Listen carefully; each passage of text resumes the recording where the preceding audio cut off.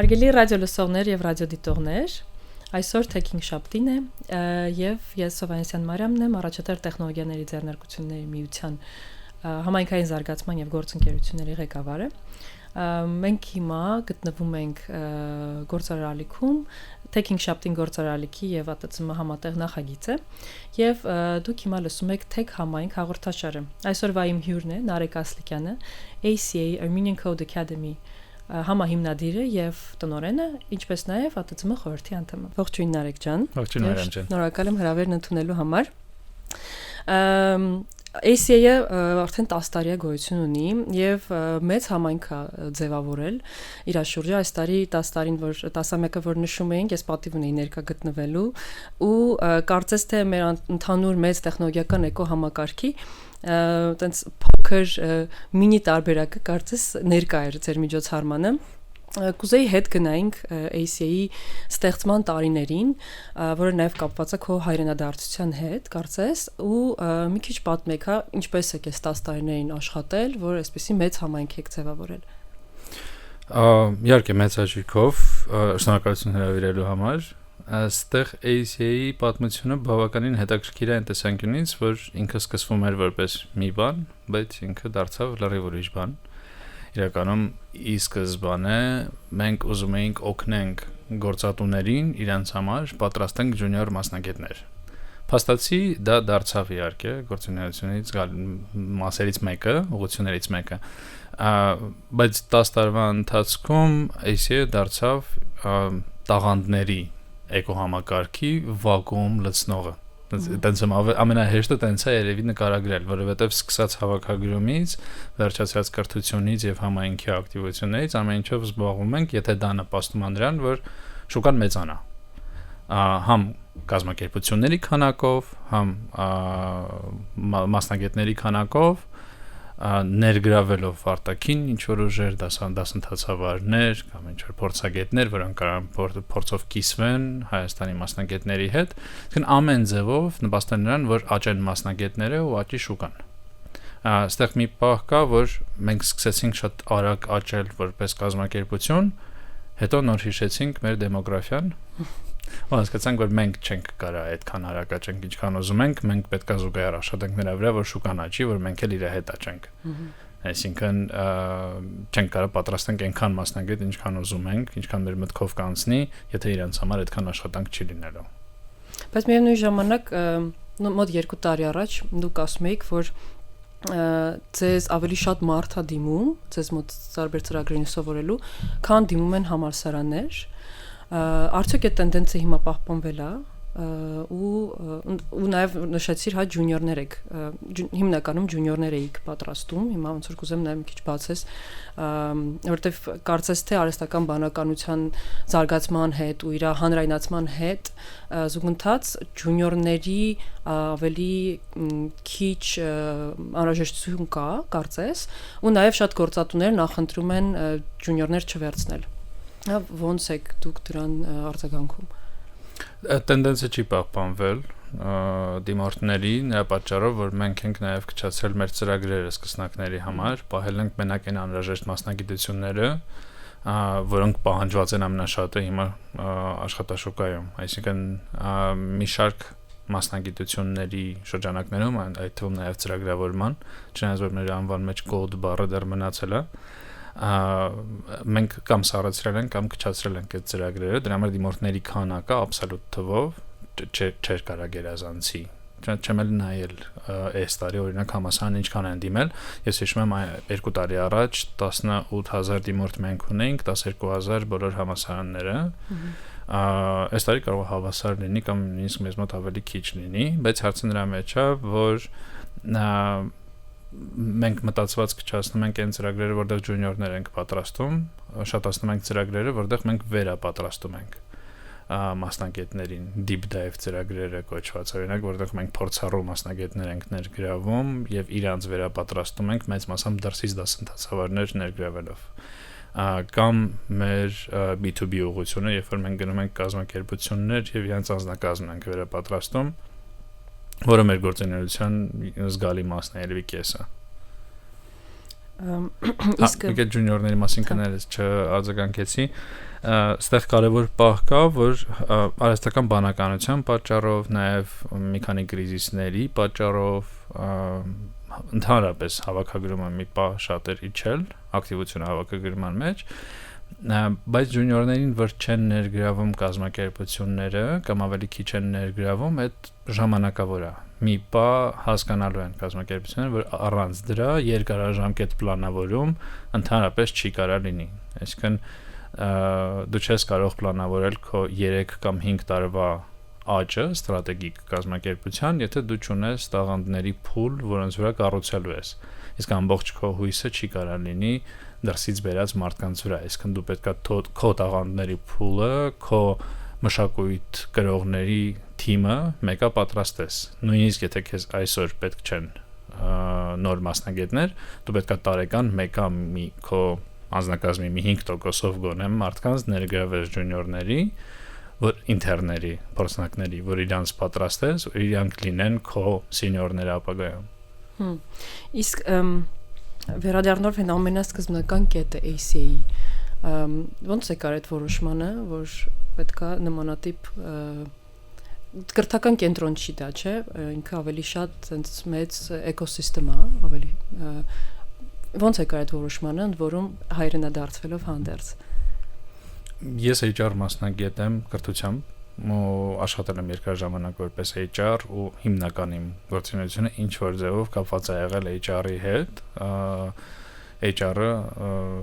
մարդկային ռեսուրսների կառավարման մասին է խոսքը, եւ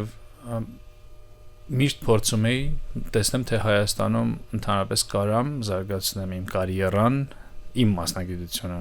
զարգացնելով, ոչ թե ուղղակի տեսնեմ ստեղ ինչ կարող եմ անել ընդհանրապես, ու կարող եմ ասել, որ Ռուսաստանից եմ տեղափոխվել, կարող եմ ասել, որ կարծրատիպերը Հայաստանի մասին դեռ այն ժամանակ 10 տարի առաջ, 20 տարի առաջ այնքան խորացած ու թունավորված են ցավոք, որ հայրենադարձությունը այդքան ակտիվ չի, այսինքն որ պատկերացնես, մենք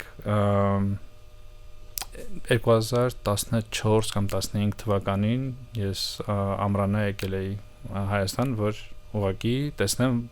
ինչ տարբերակներ կա, որտեղ մտքում կար տեղափոխվելու սցենարը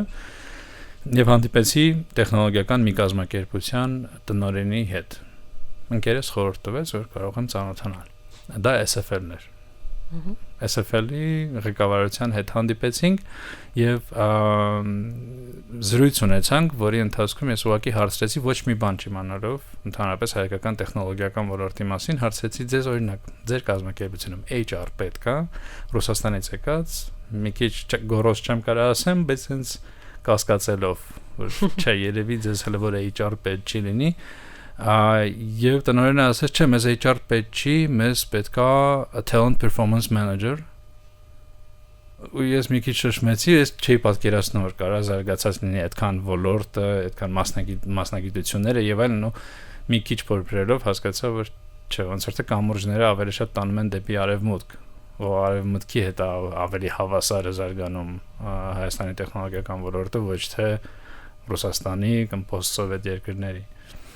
Իսկ ընդհանրապես այդ ընթացքը տեղափոխվելու շատ հեշտ էր, որովհետև մենք 94 թվականին ենք տեղափոխվել Ռուսաստան, մի շարք պատճառներով, ոչ միայն բոլորին հայտնի պատճառներով, որոնք ընդհանրապես հիմա ակտուալ չեն։ Այսինքն ոչ էլ ակտուալ էին 2015 թվականին։ Եվ մեր սփյուռքի զգալի մասը մնում է, որտեղ որ ինքը հիմա գտնվում է, իներցիայով։ Առանց գիտակցելու, որ հա, այն պատճառները, որոնց պատճառով դու լքել ես հայրենիքը, այդքան էլ արդեն ակտուալ չեն, կարաս գաս ու նույնիսկ շատ win-win-ներ կարաս գտնես, հնարավորություններ, որոնք դու չունես այն երկրում, որտեղ դու ես գտնվում։ Ու դուք նաև, այսինքն դու նաև համահիմնադիր ես մի ընկերության, որը զբաղվում է հենց Սփյուռքից այդ տաղանդներ բերելով, արդյոք կարող ես մի քանի տենց ստատիստիկ տվյալներ ասել, թե ինչ արդյունքներ ունենք դրանից։ Այդ ընկերությունը IT Armenian ինքը այդքան էլ տաղանդների չի բերում հիմա, որովհետև փոխվել է ռազմավարական ուղղությունները, 22 թվականի պատերազմից հետո անկեղծ մենք տաղանդի խնդիր այդքան չունենք Հայաստանում փորձառու տաղանդ գտնելու այսինքն այստեղ արդեն պետք է ուղղակի ճիշտ ընտրություն կատարել ու ճիշտ հասանելիություն ունենալ այդ տաղանդների դրա համար մենք հիմա զբաղվում ենք ավելի շատ նրանով որ դրսից բերում ենք կազմակերպություններ ու հիմնական ակտիվությունը այդ ուղղությամբ է ու ինքը այդքան էլ չի երևում հանրային դաշտում երբ որ 2018 թվականին մենք բերում էինք դրսից մասնագետներ, էքսպատներ, մեզ պետք էր Հայաստանը ճիշտ ներկայացնել, վաճառել, վիդեոներ էինք նկարում, գովազդներ էինք միացնում եւ այլն։ Հիմա այդ ավելի շատ նմանա լոբինգին, ներքին կորպորատիվ լոբինգին, որ մենք փորձում ենք գտնել կազմակերպություններ, որոնց ուզում ենք բերենք Հայաստան ու այն աշխատանքն ենք տանում, որ կարող է տարիներ տևի, որ համոզենք այդ կազմակերպությունը իր R&D մասնաճյուղը բացի Հայաստանում։ Շատ հետաքրքիր է, իսկ դուք նաև զուգահեռ ամեն տարի, վերջի մի քանի տարիներին ընդհանուր աշխատաշուկայի վերլուծություններ եք անում, հրապարակում եք դրանք, որոնք են այն տենդենսները, որ հիմա նկատվում են, այս վերջի մի տարվա մեջ, ինչ փոփոխություններ կան, ինչ են փնտրում կազմակերպությունները, ինչ մասնագետների, ու ընդհանուր ինչպիսին է այս պահին աշխատաշուկան Հայաստանում։ Աշխատաշուկան շարունակում է աճել, կազմակերպությունների քանակը, մասնագետների քանակը շարունակում է աճել, էքսպատների քանակը ստաբիլանում է, դրսից եկած մասնագետների, մանավանդ Ռուսաստանից տեղափոխված մասնագետների, տենդենսը թե կազմակերպությունները ում են փնտրում այդքան թափանցիկ չի, որովհետև եթե մենք առաջնորդվենք այն տվյալներով, որոնք հասանելի են զուտ հաստիկներ, հրապարակված հաստիկների հիման վրա եզրակացություններ անենք, դա շատ թերի գնահատական կլինի, զուտ որովհետև եթե հարցնեք ինձ ում կուզեմ ունենալ իմ թիմում, օրինակ, ես կասեմ միգուցե մի 5 հաստիկ իսկ հրապարակված մենք ունենանք 1 հաստիկ, որովհետև այն 4-ը ես գիտեմ, որ ոչ մի հայտարարության վրա չեն գա։ Կամ էլ Հայաստանում ես գիտեմ, որ իրանք չկան, եթե լինեին ես իրանք կիմանայի։ Կամ էլ արդեն շատ ենք հրապարակել, ոչ մեկ չի դիմել, հույս չունենք, որ կհրապարակենք ու մեզ կգտնեն։ Եվ այլն։ Նույնն է տեխնոլոգիական կազմակերպություններում բոլոր օրինակ ծառայություններ մատուցող կազմակերպություններին միշտ պետքա շատ ուժեղ վաճառքի մասնագետ։ Այս Հայաստանում մենք տեխնոլոգիական վաճառքի մասնագետ ուժեղ գրեթե չունենք։ Նույն անիմաստ է հայտարարել, որ իրենք փնտրում են, բայց եթե գաս հիմնադրի մոտ հարցնես, կուզես ուժեղ վաճառքի մասնագետ, շատ տարօրինակ կլինի, եթե ասի չէ, չեմ ուզում նոր, չեմ ուզում աճեմ։ Իսկ արսիր ընդհանուր աճ կա, բայց միևնույն ժամանակ շատ են լեյոֆերը Հայաստանում, նաև աշխարհում, երևի մասամբ նաև կապված հենց արհեստական բանականության հետ, որտեղ օպտիմիզացում են շատ աշխատանքներ, հա, մարդկանց որ հաստիկների կարիք այլևս չի լինում, հա, մի վերջերս Digitech-ին խոսնակներից մեկը ասում էր, որ մի senior-ը կարողանում է արդեն անել 50 junior-ի աշխատանք արհեստական բանականության տարբեր գործիքներ կիրառելով, մի junior-ը 2 junior-ի աշխատանք ընդամենը, բայց այնուամենայնիվ, հա, կարծես թե կրճատվում է ընդհանուր ոլորտը, հա, ինչով է պայմանավորված մեզ մոտ այդ աճը, ինչն է ապահովում այդ աճը մեզ մոտ։ Երկու պատճառ կա, մեկը, երբ որ աշխատաշուկա ենք ասում, մենք չենք ասում զբաղված մարդկանց, այսինքն նույնիսկ կրճատված մարդը ինքը աշխատաշուկայի մի մաս է,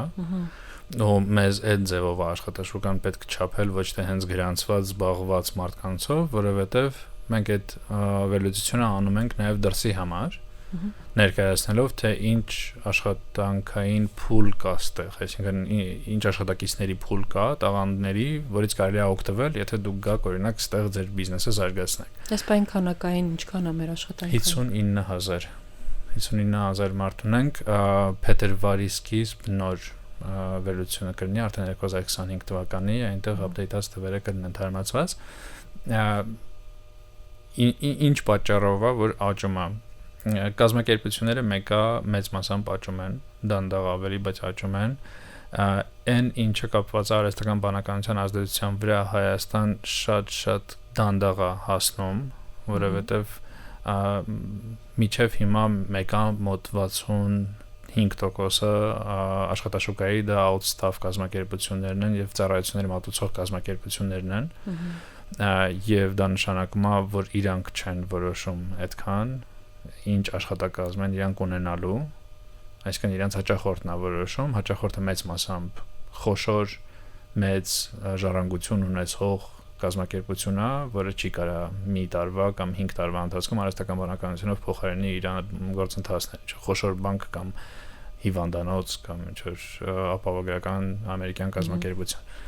Դրա պատճառով միջև Հայաստանին դա հասնի հենց այդպես խոշոր թվերով երկար ժամանակ անցնելու։ Հայաստանի վրա ավելի շատ ազդեց վենչուրային ճգնաժամը, երբ որ ստարտափերը չէին կարող ներգրավել նոր ներդրումներ ԱՄՆ-ից եւ դանդաղեցրել էին իրանց աճը։ Իսկն այդ ավելի շատ ազդեց, քան արհեստական բանականությունն է ազդում այսօր։ Իսկ ընդհանուր առմամբ այս պահին համայնքը ինչ մասնագիտությունների կարիք ունի։ Ձեր վերլուծությունները ինչի մասին են։ Տեխնոլոգիական համայնքի ամենամեծ խնդիրը կարծում եմ ոչ տեխնիկական մասնագետների մեջ է հիմա մենք շատ ենք խորացել որպես ազգ կարելի ասել որպես տեխնոլոգիական երկիր շատ ենք խորացել տեխնիկականի մեջ ու այդ շատ լավ է մենք ստացել ենք օրինակ շատ մեծ տոկոս արհեստական բանականություն ստեղծող մարդկանց ոչ թե օգտագործող իմ կարծիքով Հայաստանը հենց այդ պոտենցիալը պետք է զարգացնի առաջի հերթին ցույց տալով որ մենք կարանք ստեղծենք պրոդուկտներ արհեստական բանականություն օգտագործելով չեն ներողություն արհեստական բանականության պրոդուկտներ ստեղծել իսկ ոչ տեխնիկականի մեջ որը պահանջում է օրինակ ավելի շատ շփում վաճառքի հմտություններ, ուրիշ փափուկ հմտություններ, վերլուծական հմտություններ, բայց արդեն պրոդուկտի կառավարման կամ տվյալների վերլուծության իմաստով դիզայնի հմտություններ ամենախոշոր երևի բաց աշխատաշուկայում դա մարքեթինգի բացակայությունն է, product marketing-ի եւ այլն։ Այսինքն այդ բոլոր պրոդուկտները օրինակ ոնց եմ ես գնահատում էլի գեփը կա թե չէ Եթե մենք չենք կարողանում դասախոս գտնենք Հայաստանից, այդ ուրեմն լուրջ խնդիր է։ 2017 թվականին առաջի մեքենայական ուսուցման դասընթացը արեցինք այն ժամանակ դրսից էին դասախոսները։ Հիմա արդեն լոկալ փուլից, այդ թվում նաև մեր 2017 թվականի շրջանավարտներից մենք կարողանում ենք մեր դասախոսների արդեն թիմը կազմենք։ Product management-ի դասերը 19 թվականին ենք սկսում, ելի Հայաստանում չէին կարող դասընթացավար գտնել։ Հիմա նույն բանն է product marketing-ի։ Հայաստանից մենք չենք կարող product marketing-ի դասախոս գտնենք, դրա համար 26 թվականին սկսելու ենք, բայց դրսից մասնակիցներ ներգրավելով։ Սպասում ենք։ Իսկ դուք նաև հիմա փորձում եք ընդլայնվել արտերկիր, հա, մասնաճյուղեր եք փորձում հիմնադրել։ Քիչ կպատմես դրա մասին ու նաև ձեր հենց հիմնական փորձից որն այն ամենակարևոր ձեր ոնց որ proposition value-ն, հա, ոնց եք դուք կարողանում գնալ ու գրավել այլ շուկաներ։ Ամեն երկրում իր լավ վաճառող կողմերով։ Այսինքն փորձում ենք հասկանալ ամեն երկրի համար ինչ կարա հետաքրքիր լինի, այս պայմանությամբ երկու տարածաշրջաններում ենք զարգանում, մեկը Ուզբեկիստանն է Մյուսը դա տարածաշրջանն է, սկսել ենք Եգիպտոսից եւ ստեղ հետաքրքիր է, որ Եգիպտոսում մենք սկսել ենք AI ծրագրերով, բայց AI agent building ծրագրերով Այսինքն լոկալ ձեր ծրագրերը ընդհանուր լոկալացնում եք տեղի խնդիրներին եք Նույնիսկ նոր պրոդուկտներ ենք ստեղծում, հիմնվելով նրա վրա ինչը կարա ավելի արդիական լինի, օրինակ եգիպտացիների համար արաբերեն պարտադիր դասավանդում ենք Այսինքն լոկալ նաև դասախոսական կազմ եք Արաբերենի հետ մի քիչ ավելի հեշտ է Մենք Հայաստանում էլ ունենք շատ մեծ փուլ հայրենադարձների, ով արաբերեն խոսում է Ուզբեկիստանում շատ ավելի դժվար էր ուզբեկերեն սկսել դասավանդել եւ այնտեղ մենք ավելի շատ առաջնորդվում ենք Չես լրիվ նույն ռազմավարությունն է, մենք փողակի գտնում ենք ուզբեկ դրսից։ Հա։ Այսինքն փնտրում ենք մասնագետներ, ով Ուզբեկիստանից արտագաղթել է եւ հիմա Եվրոպայում կամ ԱՄՆ-ում է գտնվում եւ կարա ուզբեկերեն դասավանդի արդեն լոկալ շուկայի համար։ Ուղղակի տարբերությունը նաեւ նրա մեջ է, որ Ուզբեկիստանում կառավարությունը հասկացավ ինչքանով կարևոր լինի ACA-ի դերը եւ իրանք նախաձեռնեցին, որ մենք մյուս տարի վերապատրաստենք բոլոր ուզբեկական մասնավոր կենտրոնների դասընթացավարներին։ Այսինքն այստեղ հարցը նրա մեջ է, որ մենք գնում ենք այդ երկրներ Armenian բառով, Armenian Code Academy անվանումով առանց փոխելու։ Սկզբից մենք մտածում էինք, որ դա լինելու է sense քայլ, որ մենք ուզում ենք ցույց տանք, որ Հայաստանը լավ կրթություն է տանում եւ այլն, մեզ լինելու է բարդ, մենք պետք է լինելու ինչ-որ կարծրատիպեր կոտրենք եւ այլն եւ այլն։ Ուզբեկիստանից սկսած մենք հասկացանք, որ չէ, մենք արևմտյան ենք իրանց համար։ Armenian բառը, մանավանդ եթե կողքնել մենք դնում ենք մեր գործընկերների անունները, որ մենք աշխատում ենք, չգիտեմ, Adobe-ի հետ, Pixar-ի հետ եւ այլն, այսինքն իրանք այդ անունները լսում են, ասում են, օքեյ, ուրեմն դուք մեզ համար լավ կամուրջ կհանդիսանաք դեպի ԱՄՆ։ Շատ լավ։ Եկեք ուրեմն օգնեք, դուք արևմտյան եք մեզ համար։ Քարտեզներ եթե բացենք արևմտյան ենք, բայց միշտ մենք տենց չենք ակնկալել մեզ, ինքներս մեզ։ Եգիպտոսում էլ լավ վերաբերմունք կա հայերին ընդհանրապես։ Հաշվի առնելով, որ իրանք հիշում են իրենց առաջի վարչապետին, որը հայ է եղել եւ այլն։ Այսինքն նեգատիվ ընդհանրապես չկա, կամ նեյտրալ է, կամ պոզիտիվ է։ Դրա համար այդ վերաբերմունքն էլ է շատ կարևոր ու տարբեր երկրներում տարբեր ձևով են վերաբերվում, միտեղ մենք բնակչության հետ ենք աշխատում, միտեղ կառավարության հետ, միտեղ փորձելու ենք B2B ավելի շատ։ Իրականում շատ հետաքրքիր է, որ նաև Հայաստանի վերջի տարիներին հենց STEM կրթության արտահանումով է սկսում աշխարհում երևալ ու ոնց որ ճիշտ նշեցիր, հա, մենք ոնց որ հիմնականում եթե միշտ համարվել ենք Եվրոպան եղել է կենտրոնը, մենք մի քիչ պերիֆերիա ենք եղել, ապա շատ երկրների համար մենք դառնում ենք այդ տեխնոլոգիական կենտրոնը ու հենց այդ STEM կրթական կենտրոնների ծրագրերի շնորհիվ է դա նույն հենց Արմաթի արտահանման, Թումոյի արտահանման հետ կապված այդ Հայաստանի իմիջը այդ իմաստով փոխվում է ու շատ գովելի է, որ մարդիկ հայրենադարձվում են ու իրականում շատ ծրագրերի հիմքում հենց հայրենադարձված մարդիկ են, հա։ Ես այդ հայրենադարձությունը շատ տենց ինձ համար շատ կարևոր ասպեկտ է, որտեղ ես այդ տարիներ ապրել եմ արտերկրում, ապրել եմ Սփյուռքում, այնտեղ սովորել եմ հայկական դպրոցում ու շատ մեծ միշտ ցավ եմ ապրում, որ մարդիկ միշտ այդ կարոտը ունեն, հա, Հայաստանի նկատմամբ, բայց քո ասած պես ունեն այդ կարծրատիպերը, այդ վախերը, այդ անորոշությունները ու այդ քայլին չեն գնում, քանի դեռ իրանց այդ պահի հոմլենդին, իրանց բնակավարին ինչ որ բան չի սպառնում, հա, վտանգ սպառնալուն պես, այո, իրանք Հայաստանը դիտարկում են այդ առաջին ոնց որ վերադարձի կետը ու դա մեր ներուժը ընդհանուր առմամբ շատ մեծացնում է Ես մի քիչ փոխել եմ իմ կարծիքը այդ հարցի շուրջ, անկեղծ ասած։ Միշտ մտածում էի, որ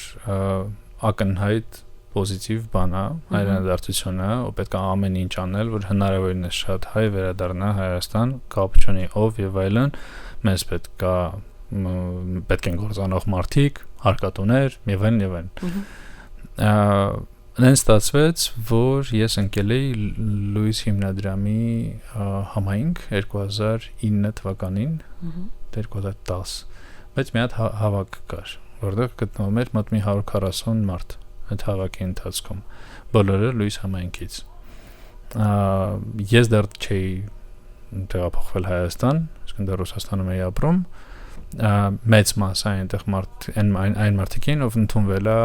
դրսի համալսարան եւ հեսա գնալու է երկրից սովորի դրսի ինչ-որ համալսարաններում։